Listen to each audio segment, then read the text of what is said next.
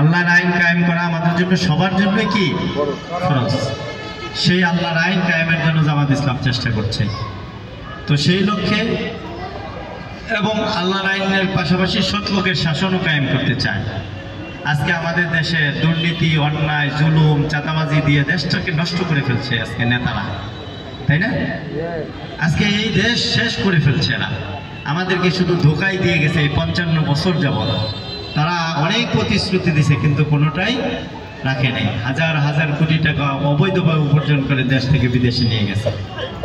আমরা চাচ্ছি এই দেশটাকে পরিবর্তন করে দেওয়ার জন্য এমন একটি দেশ কায়েম করতে চাই, যে দেশে থাকবে না চাঁদাবাজি, যে দেশে থাকবে না কোনো জুলুম, থাকবে না কোনো দুর্নীতি, অন্যায়, অত্যাচার, নির্যাতন, নিষ্পেষণ। সেরকম একটা সমাজ কায়েম করতে চায়। সেই লক্ষ্যে বাংলাদেশ জামাত ইসলামী কাজ করে যাচ্ছে। আগামী ফেব্রুয়ারি মাসে নির্বাচন। এই নির্বাচনে ঢাকা 19 আসনে আমাদের আফজাল ভাই প্রার্থী, ঠিক আছে কিনা? আফজাল ভাই আমাদের এই আশুলিয়ার কৃতি সন্তান, আমাদের পাশের জিরানিতে ওনার বাড়ি। তো সেক্ষেত্রে আফজাল ভাইকে আমরা, মাওলানা আফজাল হোসেন ভাই, আপনারা যদি সবাই মিলে একজোটে এই এলাকায় কাজ না করেন, আফজাল ভাইয়ের পক্ষে কি নির্বাচনে জয়লাভ করা সম্ভব? সেই জন্য আমি বলবো, এই মহল্লায় আমরা প্রত্যেক মহল্লায় মহল্লায় ছোট ছোট ছোট ছোট করে উঠান বৈঠক করছি।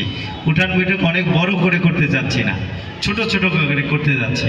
এই উঠান বৈঠকগুলো থেকে আমরা আহ্বান জানাচ্ছি যে ভাই, এই যে আমাদের পলাশবাড়ি পল্লী বিদ্যুৎ এই গাজীর এলাকায়, এই মহল্লায় আমরা ইনশাল্লাহ আফজাল ভাইকে এই কেন্দ্রে, বিশেষ করে হাজী জয়নুদ্দিন স্কুল কেন্দ্রের আজকে উঠান বৈঠক, এই কেন্দ্রের এলাকায় আমরা ইনশাল্লাহ আফজাল ভাইকে দাঁড়িপাল্লা মার্কায় জয়লাভ করাবো ইনশাল্লাহ।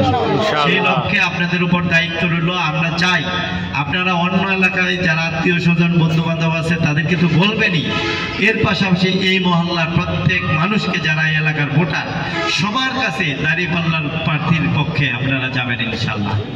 সেই আহ্বান জানিয়ে আপনাদেরকে আমাদের